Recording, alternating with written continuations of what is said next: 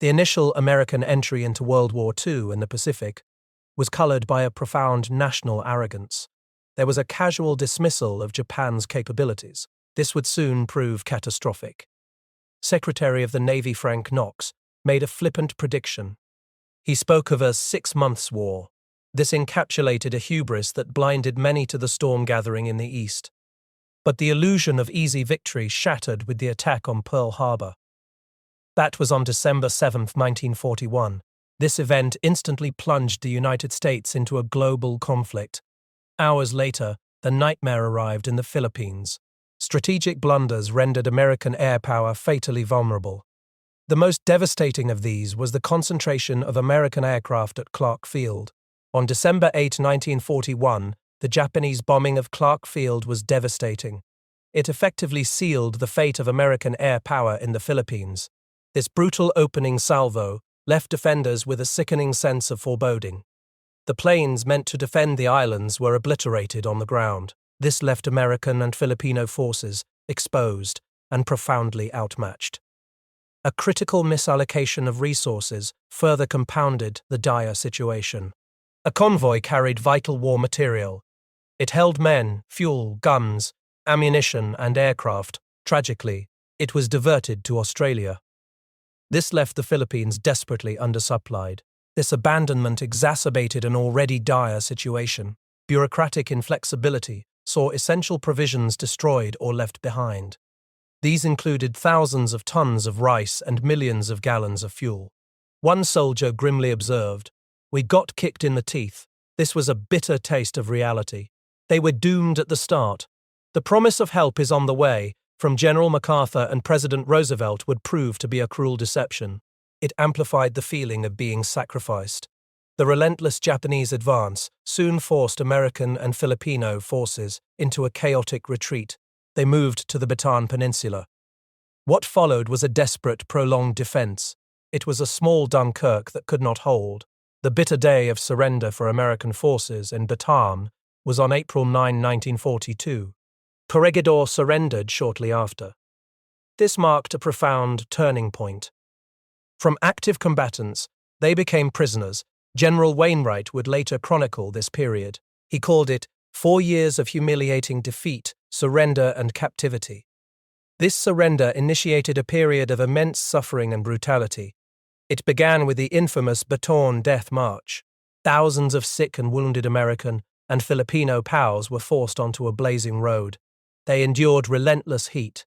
They faced the Japanese military's harsh interpretation of Bushido. This utterly disregarded international conventions for humane treatment. The march concluded at prisoner-of-war camps. These included O'Donnell and Cabanatuan. There, men faced extreme suffering, disease, and appalling mortality rates. These were not just prisons. They were crucibles of starvation and unspeakable cruelty. They were places where the light of civilization dimmed. Survival became a daily, agonizing battle against nutritional attrition. Even in camps like the Davao Penal Colony, Dapacol, conditions presented overwhelming challenges. It was not an immediate death camp like O'Donnell or Cabanatuan. Yet, starvation and disease would prove devastating in the long run. Only a handful of American POWs died within its barbed wire. However, prolonged incarceration left prisoners so debilitated. Nearly 60% of them would perish before the war's end. This often happened on the horrific hell ships. This slow, agonizing attrition was the curse of Dapacol. It fueled an intense, desperate desire for freedom among the prisoners. Their longing transformed into an iron resolve to resist being passive victims. This initial, catastrophic defeat in the Philippines was born of hubris. It was compounded by strategic failures. It foreshadowed the prolonged and brutal struggle that would define the Pacific theater. It challenged American confidence to its core, but amidst the profound suffering and the shadow of captivity, it also unwittingly set the stage for acts of extraordinary resilience and defiance. The stars still held court in a pewter sky. That was on Sunday, April 4, 1943. The bugle call for reveille pierced the deadly stillness of the Davao Penal Colony. For 10 American POWs, this was no ordinary morning summons. It was, as Jack Hawkins would later recall, our call to action. Years of brutal captivity had stripped their lives to the rawest essentials. This forged an iron resolve to defy their captors. Now, their meticulously planned mass escape was set in motion. Steve Melnick was roused by the distant bugle. He dressed in the dark. This initiated a chain of precise movements. The escapees gathered. They were an assemblage of military misfits. Their appearances were a stark testament to their stripped-down existence. Paul Marshall, for instance, resembled a hobo in tire sandals. His meager possessions were all he owned in the world. These included a blanket, half a pup tent, and a sack with underwear and socks. Jack Hawkins was surprisingly well dressed. This was thanks to gifts from a friend. He felt conspicuously exposed in his marine helmet. He felt as if I were dressed in prison stripes. Austin Schuffner was ever the individualist. He clutched his treasured marine football jacket and comical red wool socks. Melvin McCoy, the escape's navigator, safeguarded essential maps and charts. He also held a prized half-roll of toilet paper. Ed Dice exhibited an unusual calm.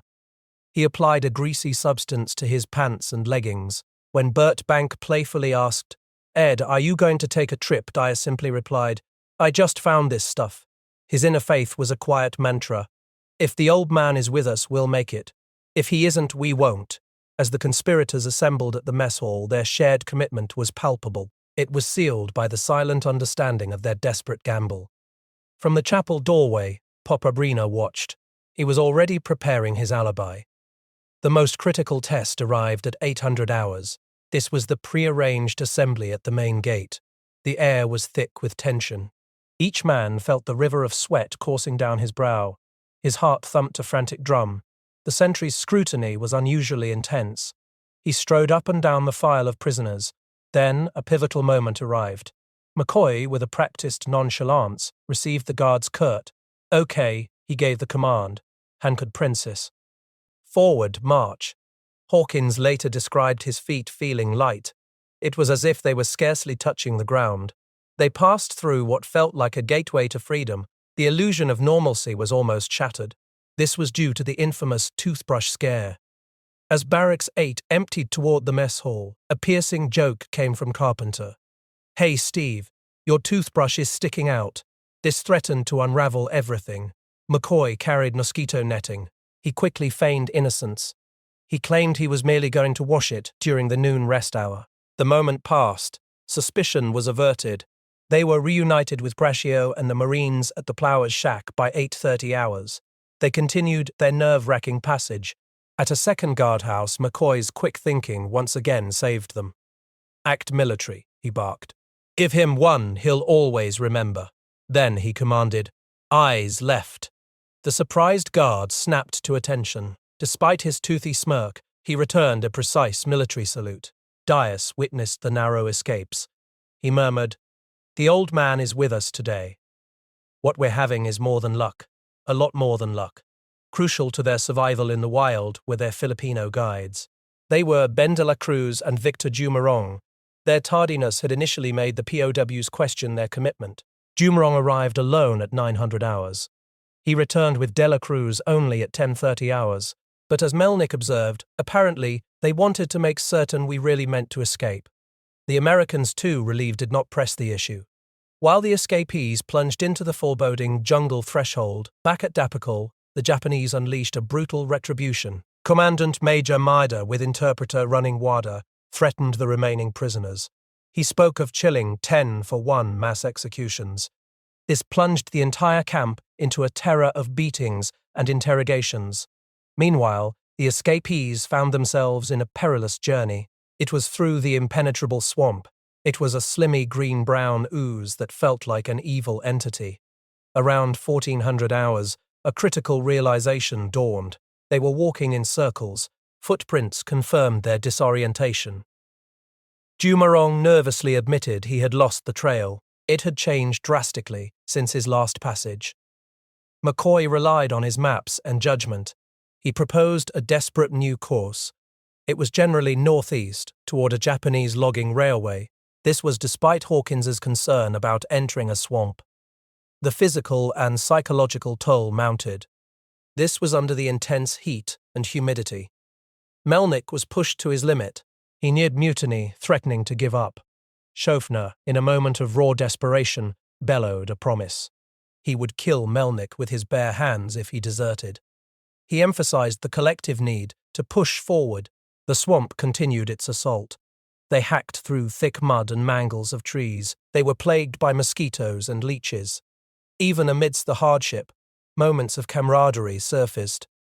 Schofner, Gracchio, and Dias engaged in good-natured banter. They spoke about the Marine Corps and Air Corps. McCoy aptly dubbed this distraction the Army-Navy game. At 17:45 hours, they set up camp by a large stream. They dined on meager rations. As night fell, the jungle pulsed with unsettling drumbeats. Schofner evocatively described these as the heartbeat of the primeval rainforest. To break the tension, he morbidly chanted, "Heads are available." He was interrupted by a frustrated, "For Christ's sake, shut up." The night was miserable. It was marked by soaking rain and relentless mosquitoes. A crash, splashes, and profanity confirmed the Marines' crude bunk had collapsed.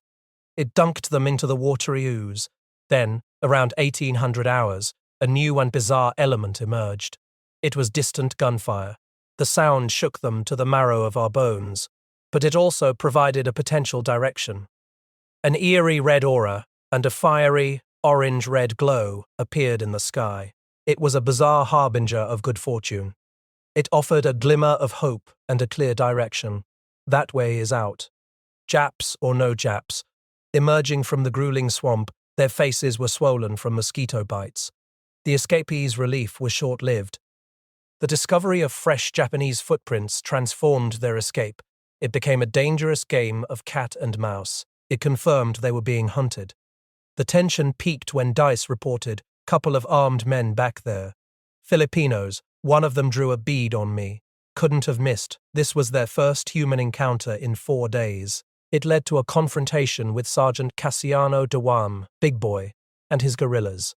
Initially mistaking the bedraggled Americans for Japanese, Dewam's men were on the verge of opening fire. McCoy quickly identified them. What followed was a chaotic but joyous celebration. It was a pivotal transition from hunted fugitives to protected allies. Dewam then revealed evidence of a recent battle on the railroad. "My men killed 10 Japs there at Kinamayan." This ambush was a testament to the strength of the Filipino resistance. It solidified the escapees' safety within guerrilla territory. It deterred further Japanese pursuit. Their desperate flight transformed into a strategic alliance. The journey deeper into Mindanao's interior transformed the escapees.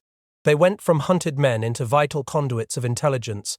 They were integrated into the sprawling, autonomous web of Filipino resistance. They became living proof that the Japanese grip on the islands was far from absolute. Their very presence, ragged and scarred as they were, offered General MacArthur's headquarters in Australia a tangible human connection. It was to the unseen war being waged by what Lieutenant Colonel McLeish aptly called an army of bamboo, rattan and courage. The fragmented, fiercely independent guerrilla commands proved remarkably effective. They often operated with little more than ingenuity and an unyielding will. They had no monolithic structure, but their decentralized nature allowed for rapid adaptation and localized disruption of Japanese operations. The bamboo telegraph was a network of swift runners and whispered warnings. It ensured that the movements of Japanese patrols were known with astonishing speed. Upon reaching Lieutenant Rivera's home near Dupitan, the escapees found their names already carved into cups. These awaited their arrival. This was a small, poignant detail. It underscored the pervasive reach and deep loyalty of the resistance. For Sam Gracchio, seeing the first American flag since April 1942 sparked a profound emotional tremor. It was flying defiantly over Loreto. "I felt like an American again," he recalled. This sensation transcended the physical exhaustion of their trek. This was more than just shelter. It was a reaffirmation of identity. It was a promise of a fight still being waged. The escapees became an invaluable source. They had first-hand accounts of Japanese troop dispositions, camp conditions, and the morale of the Filipino populace. They offered symbolic, appetite-whetting samples of the fulfillment of MacArthur's promise. However, the path to full Allied support was not a clear one. Having survived the brutality of Japanese captivity and the unforgiving jungle, the escapees soon encountered a different kind of obstacle. It was internal Allied friction and bureaucratic inertia. Their arrival in Misamis City was guided by the enigmatic Chick Parsons. It brought them face to face with Brigadier General Wendell W. Fertig. He was the self-promoted leader of the Mindanao guerrillas. The city itself was a ghost town. It was a testament to the constant threat of Japanese reprisals and disease. This made the atmosphere unsettling. Fertig was a former mining engineer. His sandy grey hair had acquired an auburn tinge from native soap. He greeted Commander McCoy and Major Melnick with an almost theatrical pomp and formality. His eyes held an icy glare. The escapees were anxious to reach Australia and rejoin Allied forces. They immediately requested to send a radio message to General MacArthur. They hoped to avoid a perilous 2-month ocean voyage. They yearned to report for duty. They wanted to share their intelligence. They also wanted to ensure their comrades still languishing in camps were not forgotten. But Fertig harbored a deep-seated resentment. It was towards those who had surrendered. He quickly became an insurmountable barrier. He dismissed their requests. He claimed his radio equipment was unreliable. It was barely capable of arranging Parsons' rendezvous. In his diary, he disparaged the escapees as a bit stir-crazy. He viewed them as damaged goods rather than valuable assets. He suggested they join his command. McCoy swiftly rejected this offer. He emphasized their need for medical attention and their duty to report to their superiors. McCoy was familiar with Navy protocol. He subtly reminded Fertig that a USM to be S, that a USM to be age, Navy commander was entitled to use U.S. facilities for rescue. The tension escalated with the arrival of Captain Dias, Bolins and Childress. Dias, his patience exhausted, exploded. "Hell's bells," he said. "Let's light a fire under this guy. We've been through too goddamned much to be stymied now by jealousy or protocol." McCoy pressed Fertig further. He pointed out that GHQ seemed slow to respond to his messages.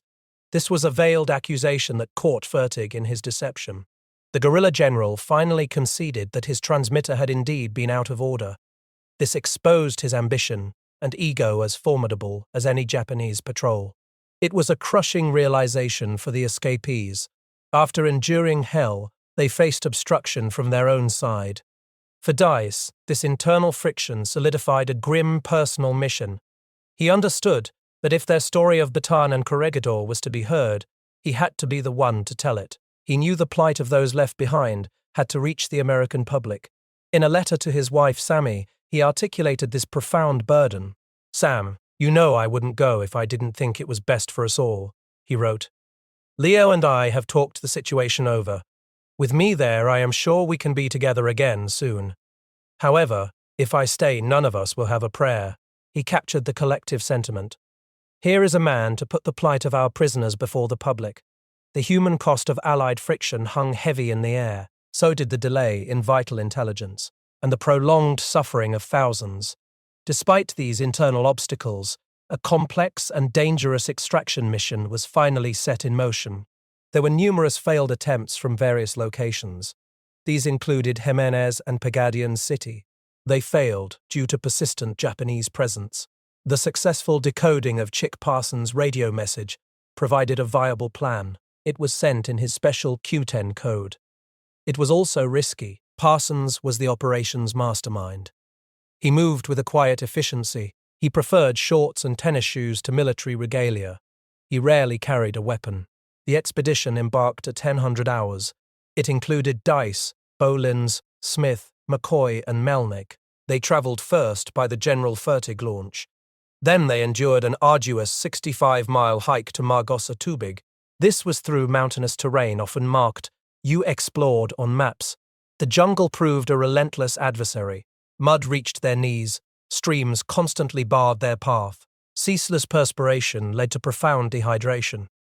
They purified water with halazone tablets. Miserably hungry, they even ate raw corn. This was a telltale sign of nearby human habitation. On the 4th of July, the celebration turned into a terrifying game of reverse cat and mouse. They narrowly avoided Japanese patrols.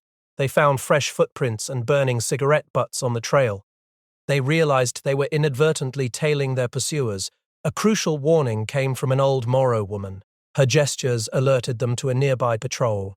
This was a testament to deep-seated local loyalty. They crammed into small huts with 30 men, women, children, and animals. Parsons and Smith even endured a night in a chicken coop. Dawn on July 9 found them departing Margo Satubig.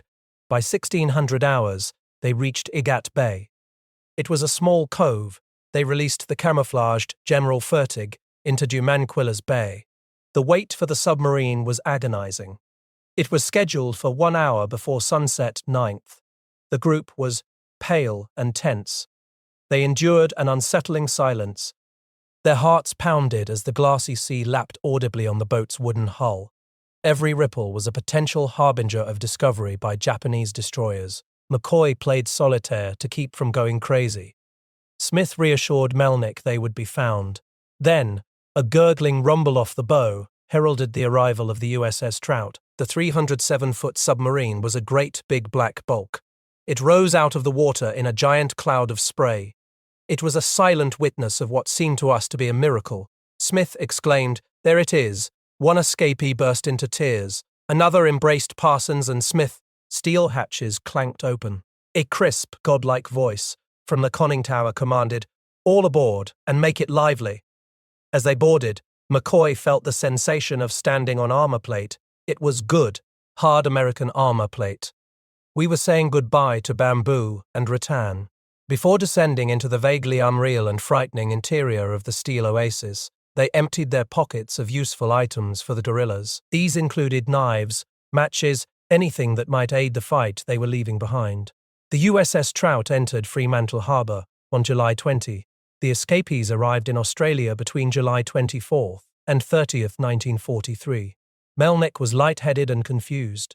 He had hazy memories of being strapped to a stretcher.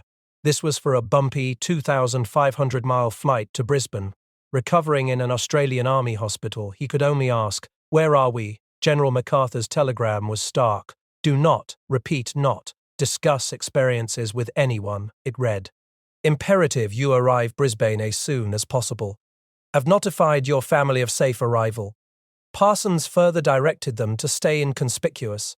They were non-persons until they could be outfitted with new uniforms.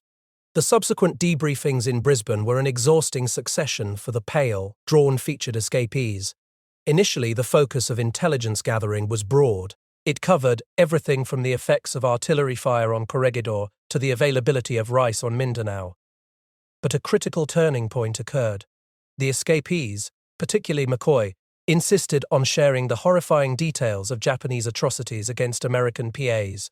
These men escaped from the prison camp, not to join the guerrillas, he stated. His voice was raw with the truth. Their stories were so horrifying that the stenographers could take it for only 20 minutes at a time. They detailed thousands of corpses in mass graves. They also spoke of starvation rations of 500 grams of rice.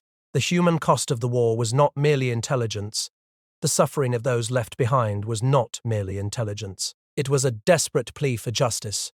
Their escape efforts had culminated in rescue, but the debriefings in Australia immediately shifted focus to the atrocities they had witnessed. This set the stage for a new, unexpected battle. It was a fight for the truth to be heard. Upon their return from the harrowing jungles of Mindanao, the escapees from Davao Penal colony found themselves thrust into a new, unexpected conflict. It was a battle not against the Japanese. It was against the very government they had fought for. Their physical freedom was immediate, but their voices were swiftly shackled by a policy of deliberate suppression. Washington was still firmly committed to its Europe-first strategy. It viewed the Pacific as a secondary theater. It was a stepchild war that received a mere 15% of Allied supplies. Publicizing the ghastly realities of Japanese atrocities, it was feared would spark a national fury. This would divert crucial resources from Europe. It would also jeopardize delicate prisoner exchanges. These were facilitated by ships like the Gripsol. This created a managed news environment. It was an information famine on the home front. It was designed to maintain a fragile public optimism. General Douglas MacArthur was incandescent with rage. His men were languishing and dying in Japanese camps. He had received the escapees, pale and drawn, in Brisbane. He listened grimly as they recounted systematic torture, starvation, and execution. He promised retribution. But he found himself fighting a two-front war. One was against the Japanese, the other was against Washington's quiescent policy. He believed this was leading to the slow and deliberate extermination of his abandoned troops. He saw the managed news as a sinister beginning. It was hindering the narrative of American heroism and sacrifice. For the escapees themselves, the gag order was a profound betrayal. Lieutenant Commander Melvin McCoy was still stir-crazy from his ordeal. He defiantly informed his superiors that he would not be silenced. This was even if it meant sacrificing his career. The thousands who had died, and continued to die, demanded action. McCoy's fellow escapee, Major Melnick, was bewildered. He saw the American public's utter ignorance of Japanese cruelty. Sam Gracio's hands trembled aboard the USS Bowfin on his journey home. He found a constant reminders that his past was a military secret. It was initially silly, then it was exceedingly irksome. When he finally reached Washington, he encountered patronizing officials. They were unreasonable, even inhuman. They seemed oblivious to the fact that American soldiers starved, rotted, and died in squalid prison camps. Their focus remained on Europe. The inability to divulge what he knew to help his comrades was maddeningly frustrating. It mocked the very purpose of their escape. Ed Dice, the decorated P-40 pilot, felt this burden most acutely. At a public speaking engagement in Albany, Texas, he was still under the gag order. He felt, breaking inside, it was like he had a 10-gallon hat caught in my throat. He was unable to share the dreadful happenings with the hundreds who sought news of their imprisoned relatives. He resorted to dark humor. He subtly alluded to his experiences with tales of promised steaks and yellow rats. Reporters, constrained by the censorship, could only write about what Dice was putting into his mouth. It was rather than what was not coming out, yet the truth, once unleashed, proved impossible to contain. The Chicago Tribune was a vocal opponent of President Roosevelt. It aggressively pursued Dice's story. With a massive file of atrocity and escape narratives, reporter Walter Trohan brazenly informed a Scripps Howard newspaperman. This was on a cold Christmas Eve. He said the Tribune would, if necessary, have a congressman read Dice's harrowing account directly into the congressional record. This journalistic defiance created a ticking media time bomb. Washington could not ignore it indefinitely. Then, tragedy struck with a cruel, ironic twist. On December 22, 1943, Ed Dice died. He was the man who had cheated death countless times. He had done so in the skies over Bataan and in the hell of DePaycol. He died in a seemingly mundane training accident. His P-38 Lightning crashed shortly after takeoff from Burbank. His death was an amazing anticlimax to an extraordinary existence. It seemed to mock reason and justice, but it also became a powerful catalyst. His father, Judge Dice, publicly expressed his fury. He aimed it at the pencil-pushing officers in Washington. He accused them of wanting to forget Bataan. He vowed to fight for his son's suppressed story. He was convinced it would stir folks up to fight harder to win the war in the Pacific. Albert C. MacArthur, president of the American Bataan Club, echoed this sentiment. He asserted the public's right to know. Dice's sacrifice, though tragic, became a turning point. The mounting pressure finally cracked Washington's resolve. Office of War Information, OI, Chief Elmer Davis formally recommended publication of atrocity information. He was advised by Far East specialists. He recommended it to Fleet Admiral William Leahy, chairman of the Joint Chiefs of Staff. Davis argued that the nature of the Japanese enemy is much less widely understood than the nature of the German enemy. He said this ignorance hindered the nation's resolve for unconditional victory. On January 18, the Joint Chiefs of Staff convened. They took a firm stand in favor of releasing the stories. Secretary of State Cordell Hull also supported the release. He believed it would further the ultimate national interest. Finally, on January 24, 1944, President Roosevelt approved the release of the atrocity stories. This was after consulting with Great Britain. He approved them in an orderly fashion. On Friday, January 28, 1944, The official Army-Navy statement was released to the media. It generated black, blaring banner headlines across the nation. Newsweek described the revelations. It called them a bombshell more explosive even than Pearl Harbor. The American public's reaction was a fury such as had never before gripped the nation in this war. Cordell Hull declared that it would be necessary to summon all the demons available from anywhere. He said they would need to combine the fiendishness to describe the Japanese conduct. Public figures called to bomb Japan out of existence. They also called to gut the heart of Japan with fire. A young boy named Herbie Funston wrote to General Marshall. He expressed his burning desire to fight the Japs. This massive conflagration of public outrage transformed the war into a deeply personal struggle. It was amplified by a 15-page expose. This appeared in the February 7 issue of Life magazine. It was titled, "Death Was a Part of Our Life." Treasury Secretary Henry Morgenthau's market research had already revealed something. Americans' primary motivation for buying war bonds was an appeal to hatred. The government strategically leveraged this anger. New York State's sales of Series E bonds doubled on the day of the release. Series F securities quadrupled. Nationwide, a gain of $156 million in individual sales was attributed to the reports. This was within 24 hours. Escapees like Sam Gracchio and Melvin McCoy were prodded onto the national stage. Their stories were used in advertisements. These implored Americans to buy bonds and avenge our men. This second Pearl Harbor, in emotional impact, solidified the demand for unconditional surrender. It dramatically boosted war bond sales. It irrevocably shifted national focus to the Pacific. It challenged the long-held myth that the public was not yet ready for the truth. Admiral King announced 1944 as our year of attack. He promised the most extensive and important naval operations ever undertaken. The revelations became an antidote to the complacency epidemic. This led to a surge in blood donations. It also led to a decrease in absenteeism. There was a willingness to accept greater sacrifices. Posters depicted wounded POWs suffering behind barbed wire. Others showed a sneering Japanese soldier beating a POW with a rifle butt. These bore stark taglines. "Do you remember me?" they asked. "I was at Bataan." Another commanded, "Stay on the job until every murdering Jap is wiped out." Even in the Philippines, a single tattered copy of the Life magazine was brought in by submarine. It was passed from barrio to barrio. Its damp, loose pages were read by eager crowds. This was a testament to the power of truth breaking through. The Japanese Imperial Vice Minister of War, in March 1944, even issued an edict to POW camp commanders. He acknowledged intensified enemy propaganda warfare. He noted the need to alleviate the horrible conditions. This was to prevent needlessly adding to the hostile feelings of the enemy. The policy of suffer in silence had finally ended. The revelations of Japanese atrocities ignited a furious desire for vengeance. They were starkly brought to light by the Dapper escapees.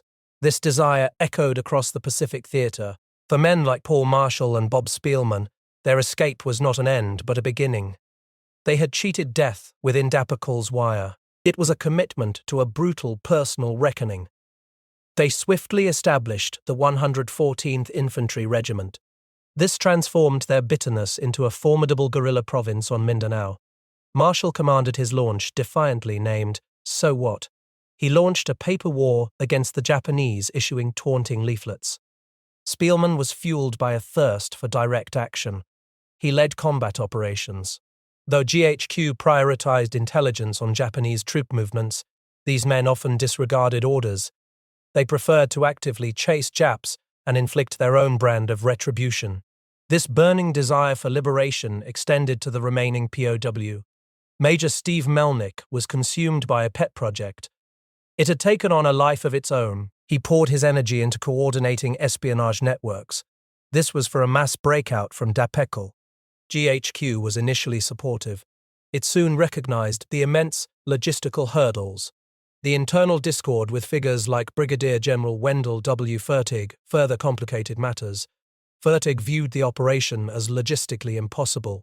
He saw it as a dangerous risk to his broader guerrilla movement. He refused to cooperate. He dismissed the escapees as damaged goods in his diary. Marshall, too, believed a breakout was feasible, but he lamented, "The powers that be didn't want anything to do with it." The debate, as Marshall noted, remains forever unresolved. "We'll never know, will we?" he asked. The mission reached its tragic climax. This was with the insertion of MISEX officer Captain Harold Rosenquist in June 1944, carrying pardons for vital Filipino allies. Rosenquist navigated the treacherous landscape. These allies included Ben de la Cruz and Victor Jumarong. He met old friends like Claro Loreta. But upon his arrival at Dapicol, his hopes were utterly crushed. His diary entry spoke volumes. It was a deflating communique. Found no, repeat no PWs. It read, "Happy convicts say PWs evacuated 10 days ago, probably to Manila." Unbeknownst to him, approximately 1,250 American prisoners had been marched out. They were blindfolded and tethered. This was on June 6, 1944. Their fate was sealed by the escalating war. As Japan's empire contracted, the remaining Dapicol prisoners faced a fate far more terrifying than the penal colony itself. It was the hell ships. The Japanese, in a cruel disregard for international law, refused to mark their transport vessels. They did not mark them as carrying POWs. This ensured that these floating coffins were indistinguishable from any other enemy ship. This practice directly led to their targeting by Allied forces. It resulted in immense loss of life due to tragic friendly fire. The sinking of the Shinyo Maru on September 7, 1944, stands as a brutal, visceral example of this reality. The 2,600-ton merchant vessel was packed with Allied POWs. It was spotted in an enemy convoy by the submarine paddle. Unaware of its human cargo, the submarine commander attacked. Explosions ripped through the ship. Water poured into the holds where thousands of men were crammed. Panicked PODs clamored to the decks. They were met by Japanese guards who beat them back with rifle butts. This forced them back into the rising water. As the hell ship sank, weak Americans struggled in the churning sea. They were fired upon by Japanese machine guns. They were beaten with oars. They were drowned by launches. Fewer than 100 survived this final, horrific voyage. Only 82 Americans washed ashore alive. They were spirited away and nursed back to health by courageous guerrillas. These included Feli Yap, the Florence Nightingale of Dapicol. This incident claimed thousands of Allied POWs. It contributed significantly to Dapicol's staggering mortality rate. It was almost 25% higher than the average for Allied POWs. Nearly 60% of its prisoners were ultimately destined to die before the war's end. For the guerrillas, a moment of profound, decisive retribution arrived in Surigao. Paul Marshall received a cryptic message. It instructed him to observe from his hilltop vantage point. He watched as 14 or 15 small inter-island boats moved across the water. They were crammed with Japanese troops. Soon, the humming of the engines of several dozen American fighter planes filled the air. They were probably F-4U Corsairs. They roared in low over the water, machine guns blazing. They left nothing but wild, bloody mayhem. Marshall saw not a stick big enough to float. This devastating air attack was a culmination of nearly 3 years of pent-up humiliation. It offered a stark illustration of the war's psychological toll. It was also a cathartic act of revenge for the Filipinos who had endured so much. In the aftermath of the war, efforts for justice began. They attempted to hold perpetrators accountable and shape international law. The International Military Tribunal for the Far East, IMTFE, in Tokyo, pursued figures like General Masaharu Homma. He was executed. His conviction was based on the slippery concept of command responsibility. While some perpetrators received sentences, the varied fates and the escape of others highlighted the complexities of justice. The experiences of escapees like Marshall and Melnick profoundly influenced future powder ball survival training. They had first-hand accounts of Japanese brutality and survival against impossible odds. This ensured that the lessons learned in captivity would not be forgotten. Yet, despite being the site of the only successful group escape from a Japanese POW camp in the entire Pacific War, the Davao Penal Colony and its story largely faded from American military history. It exists, as one observer noted, like a curio box in a trunk left in the cobwebbed attic. Today, the swamp that once formed an impenetrable barrier has been drained. Banana trees stretch as far as the eye can see. This erases tangible evidence of its past. No original structures remain. Only replacements built on the same spots. A weather-beaten bronze memorial plaque and a petrified Kapakri stump serve as scant reminders. The true brutality of Daupekul was the curse that claimed so many lives. It was not primarily due to deaths within its barbed wire. Only 16 American POWs perished there. Instead, its staggering mortality rate was a tragic consequence of prolonged debilitation. This was inflicted upon its prisoners. They then faced the subsequent catastrophic hellship transit. It was a nuanced, yet no less devastating form of Japanese captivity.